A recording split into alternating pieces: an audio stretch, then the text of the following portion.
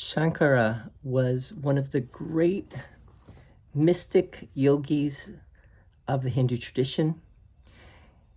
Scholars believe that he lived about in the 8th century. Many details of his life are a mystery. He died young. He died around the time that Jesus was said to have died, and also Bruce Lee, 32, 32 or 33. He wrote a number of things that were highly influential, and he actually had one of the biggest impacts of anyone in the world of Hinduism and on the Indian subcontinent. So it doesn't matter how long you live, it's the quality, not the quantity. So he's also called Adi Shankara or Adi Shankaracharya. I'm going to read some of his sayings, and those of you who are a Course in Miracles students will see the obvious connection.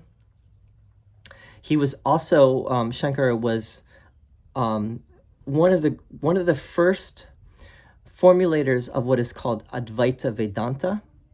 So he took the teachings of the Upanishads, which were these ancient teachings that came after the Vedas, but kind of the end of the Vedas, and had a lot of some of the highest spiritual philosophy of India comes from the Upanishads.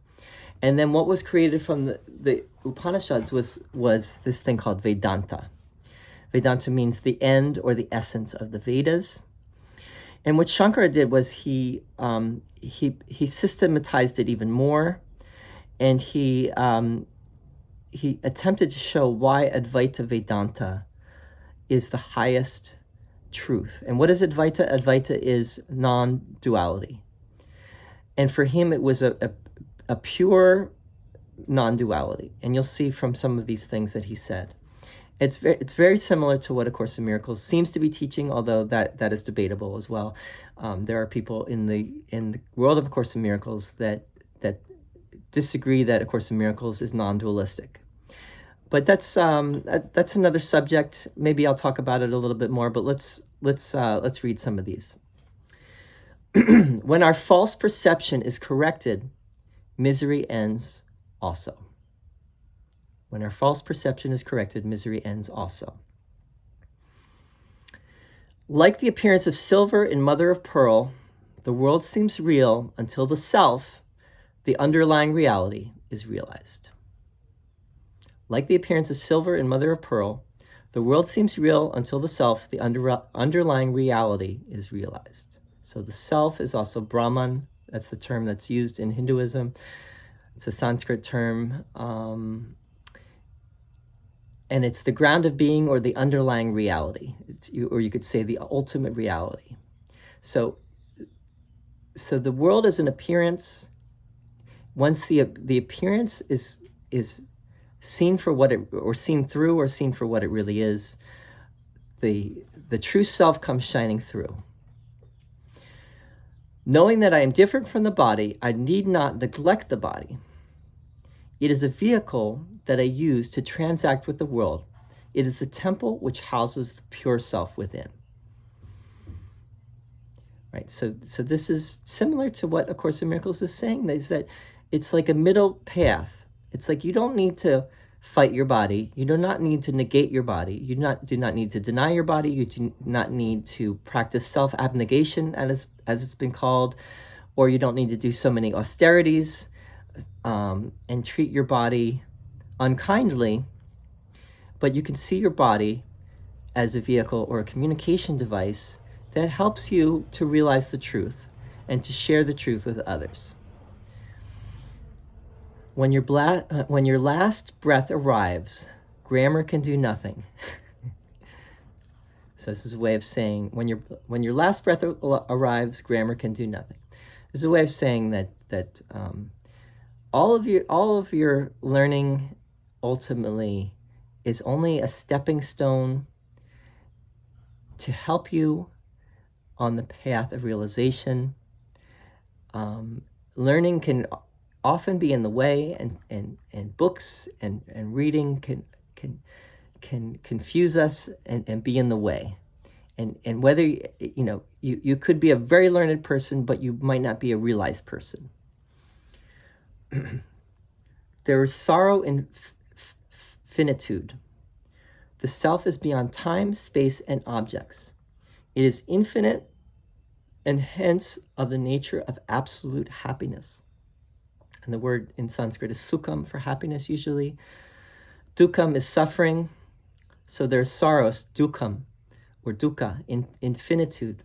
The self is beyond time, space, and objects. It is infinite and hence of the nature of absolute happiness. We are in sorrow and suffering because we place our faith in the finite and not the infinite. If we were to place our faith in the infinite, we would live in joy and happiness. What is inquiry into the truth? It is the firm conviction that the self is real and all other than that is unreal. So what is inquiry into the truth? It is the firm conviction that the self is real and all other than that is unreal. Now you might say, well, that's not inquiring into the truth. That is a statement. That's not like true questioning. But I think what he's getting at is self-inquiry. When you start with the idea, start with the thought that the self is the only reality, and then you go looking for if that is true, and you will see that is true. Again, that's still a statement. That's not a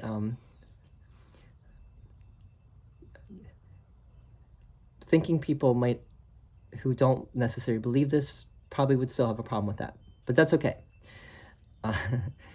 From a clear knowledge of the Bhagavad Gita, all the goals of human existence become fulfilled. Bhagavad Gita is the manifest quintessence of all the teachings of the Vedic scriptures. This is, why is the Bhagavad Gita such an important scripture? Why is it considered to be basically like the Bible of India, or the New Testament of India?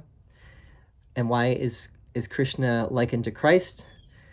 I think what Shankara says here kind of gets at the essence, is that if you really read the Bhagavad Gita, if you really consider the Bhagavad Gita, it has everything right there. And I've been working on this translation of the Bhagavad Gita. I hope to have the translation itself done by the end of the summer. And then I'm going to do a commentary, and then I'm going to actually compare the Gita with A Course in Miracles. So, but I'll let you know when that happens. It might take some time. Just as the fire is the direct cause for cooking, so without knowledge, no emancipation can be had. Compared with all other forms of discipline, knowledge of the self is the one direct means for liberation. Anyone that knows the tradition of Jnana Yoga, which Krishna also talks about in the Gita, they know that some have spoken of jnana, meaning the knowledge, the path of knowledge, which also is A Course in Miracles. A Course in Miracles is a path for the thinkers. And Helen Schuckman herself even said that when she was done transcribing the course, she said, finally, we have something for the thinkers, right?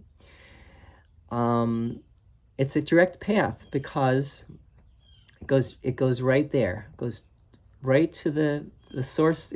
It identifies as the source of the problem, and it gives the one solution.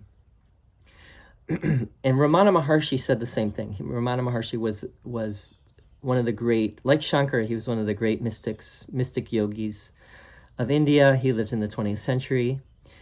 And he said the same thing, that Jnana Yoga, or the path of knowledge, is the most direct path. Now, I'm not saying that's true. I'm just saying this is what some have said. Shankara said it. Ramana Maharshi said it. Krishna, in some ways, seems to say it in the Gita, although some would say that Krishna is saying that Bhakti Yoga, or the yoga of devotion, is the quickest path, or the most direct path. But that's something that could be debated. But anyway, last one here. The soul appears to be finite because of ignorance. When ignorance is destroyed, the self, which does not admit of any multiplicity, truly reveals itself by itself, like the sun when the clouds pass away. So the self, you could say the true self, or the ground of being, or the ultimate reality, or Brahman, or source, or love, or whatever you want to call it, God, is like the sun, right? What obscures the sun? The sun is always shining. The sun is always there. What's in the way? The clouds of ignorance, the clouds of delusion, confusion. Those are the things that are in the way. You clear the clouds and you see the sun has always been shining. It's never stopped shining. It's always been there. It's just been waiting for you to clear the way. That's all, or for the way to be cleared. So those are what I had for today from this is from Simply A Course in Miracles. It's a book on Amazon by the great Alao Alani. That's my pen name. And it's available. Has some more of these great quotations from different thinkers throughout time and how it compares to A Course in Miracles. So thanks for listening. Thanks for tuning in, and see you soon for more.